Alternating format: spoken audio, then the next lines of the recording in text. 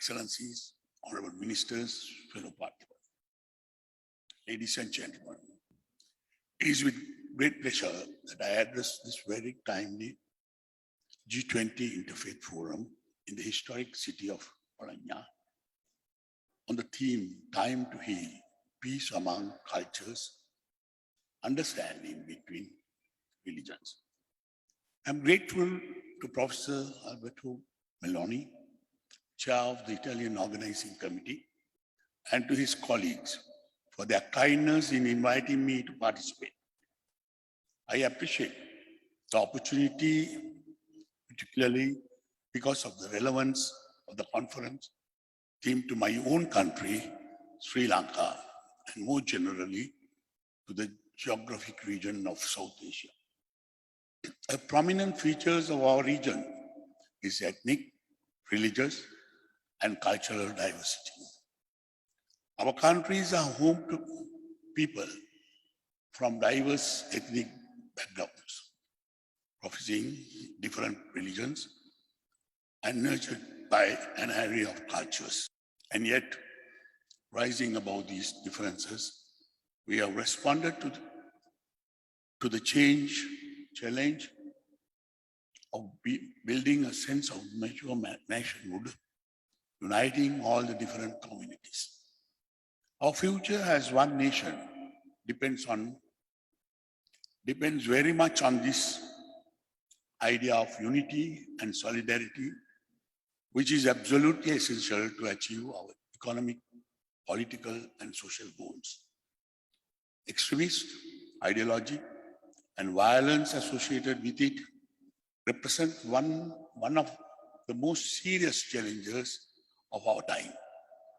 It is appropriate to recall the tragic event of 9/11 exactly 20 years ago and to share our deep sense of grief with the families of victims of this outrage and indeed with all humankind.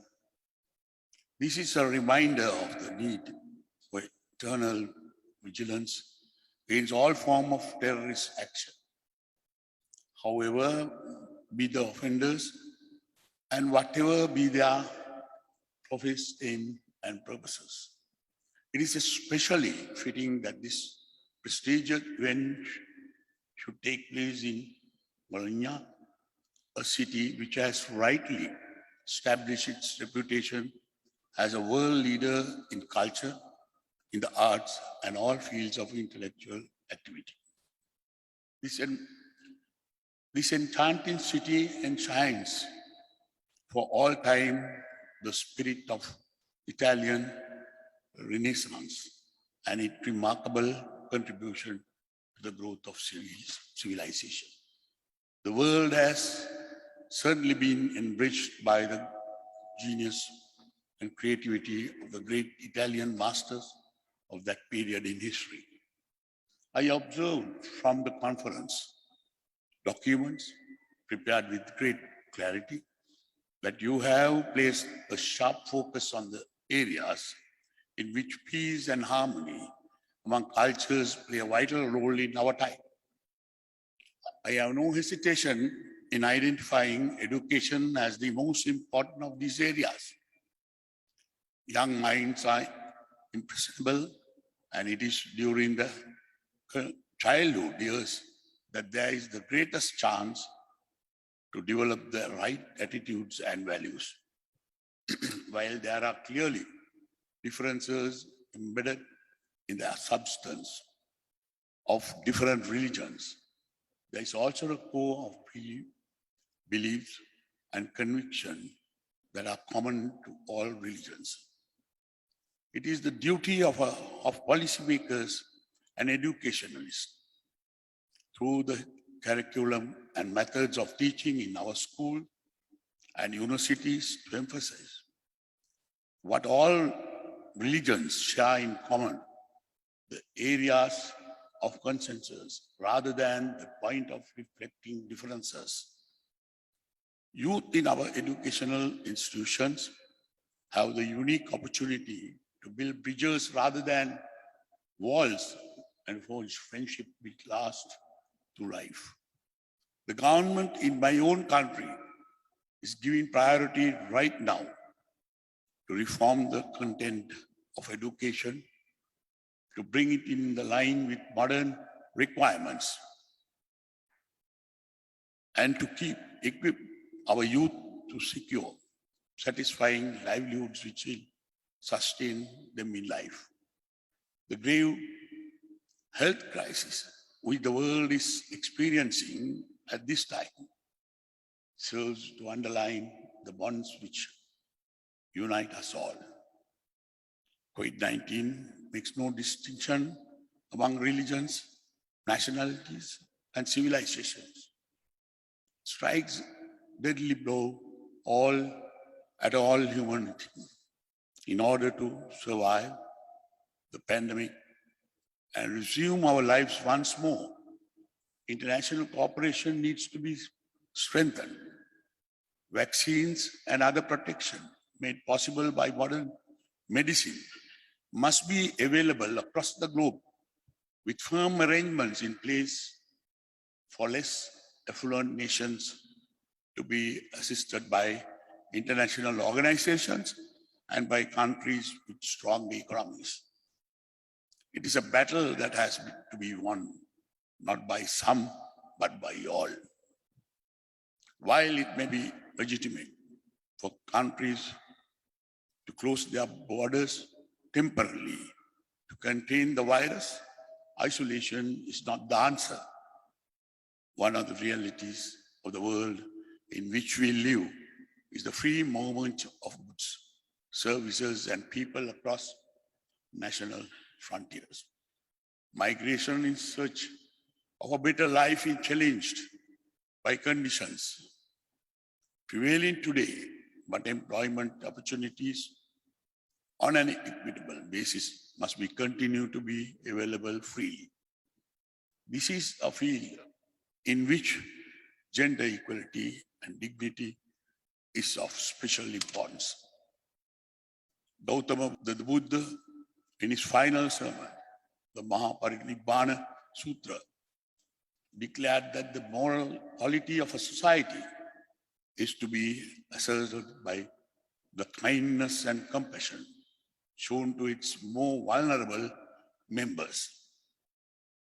Our government is very much preoccupied with the protection of women and children against exploitation and all forms of discrimination at home, in place of employment, and in society at large. Outdated laws relating to marriage, custody, and inheritance are being currently updated by the Parliament of Sri Lanka. Our attitude is one of zero tolerance of human trafficking. Climate change and other environmental issues are in the forefront of our minds. Sri Lanka is trying its best to adopt a balanced approach to human development. While progress on economic issues, it is necessary to support rapidly growing populations. This cannot be done at the expense of the environment. Arahat Mahinda, the son of Emperor Dharmasoka of India, who brought the cherished gift of Buddhism to our shores, addressing King Devanampiyatissa of our country, said, I quote, "O King, you are not the absolute owner, but only the temporary trustee of our mountains and forests, our rivers and streams, the fauna and flora of our land. You are duty bound to hand over these assets to the future generations in the condition in which you inherited them from your forefathers." These words are an integral part of our culture,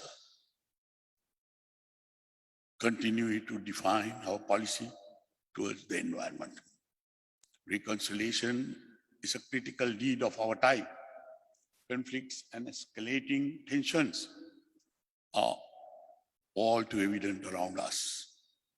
Peace and stability come from healthy relationship with all who live in our countries, including those with whom we have deep disagreements.